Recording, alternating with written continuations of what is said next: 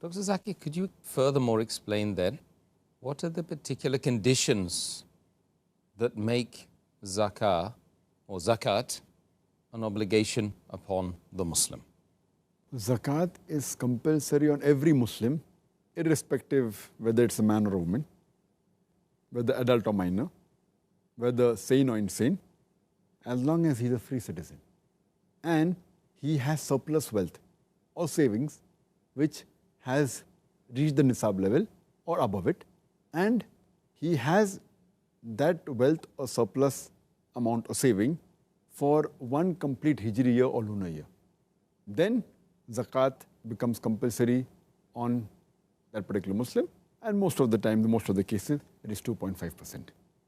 So basically, there are few conditions required. Number one, that person should be a Muslim, irrespective of whether male, female, young, old, sane, insane, it doesn't matter, a Muslim.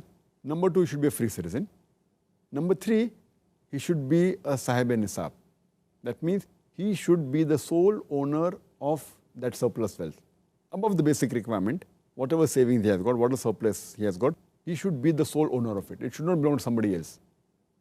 And it should be with him for one complete lunar year or hijri year, as it's mentioned in the hadith of Tirmidhi, hadith number 631. The beloved Prophet ﷺ said that zakat is payable on the property, but natural, which is surplus on the wealth, which a person possesses and has with him for 1 year. And the last criteria is that zakat should be paid from lawful earnings. It should be from halal earnings. As the beloved Prophet ﷺ said, it's mentioned in Sunan Nisai, hadith number 2525, where the beloved Prophet said that prayer without cleanliness is not accepted. Same, zakat without lawful earnings is not accepted. So zakat that you give should be from lawful earnings. That is a requirement. And if it's a minor or if it's an insane person, the person who's the guardian of the wealth of that insane person or the minor person, he should pay zakat on behalf of that insane or minor person from his wealth. I see. Dr. Zakir, you mentioned the term nisab. Could you explain to the viewers what the term means? And furthermore, the understanding is that Allah subhanahu wa ta'ala has only made zakat incumbent upon the person who has reached the nisab level. Could you also explain what is the implications of that? As far as the word nisab is concerned, nisab is an amount laid down by Allah subhanahu wa ta'ala, the minimum amount that when it reaches, and it keeps on changing on different properties. When it reaches that level on which zakat is compulsory, then that minimum limit is called as the nisab.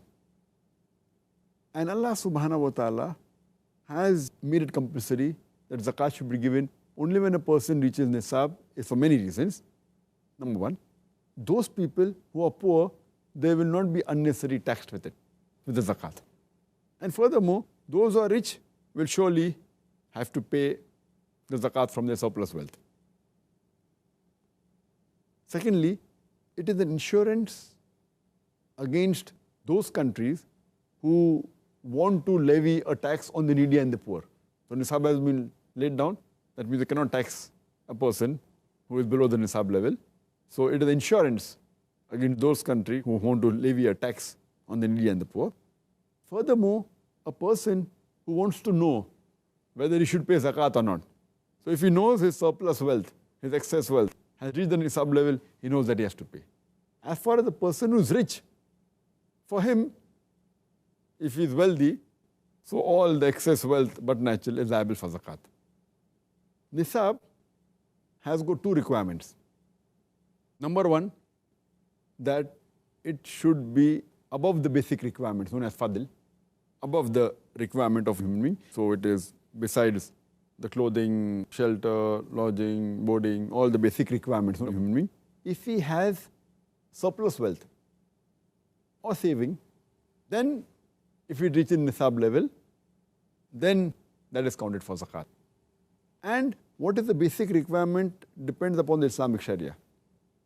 Because if we see today, many of the modern countries, for their basic requirement may be luxury, for them basic requirement may be a very big car or a big mansion, maybe excessive food, maybe alcohol, whatever it is.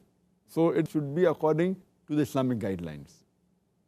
And we are not bothered what does the UNO tell us, or the International Monetary Fund tells us, or what the Security Social Company tells us, that what is the basic requirement. It is according to the Islamic guidelines, which is mentioned in the Hadith, etc.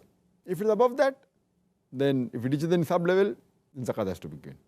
And secondly, it should be with the person for 1 full year.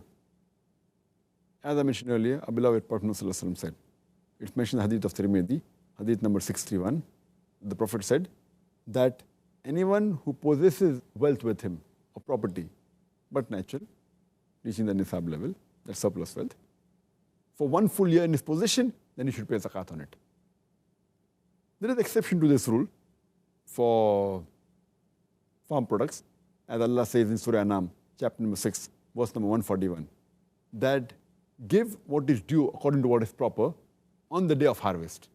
Means if it's harvest, farm products, give it on the same day. You don't have to wait for 1 year. And according to Imam Abadi, he says there are 2 types of zakat. One type of zakat is on that goods which cannot be invested. It remains the same, talking about farm products, and that you have to give immediately. And that which can be invested, whether gold, silver, merchandise, so it has to be with you in possession for 1 year. And after it's in possession for 1 year, above the nisab level, then you have to give zakat.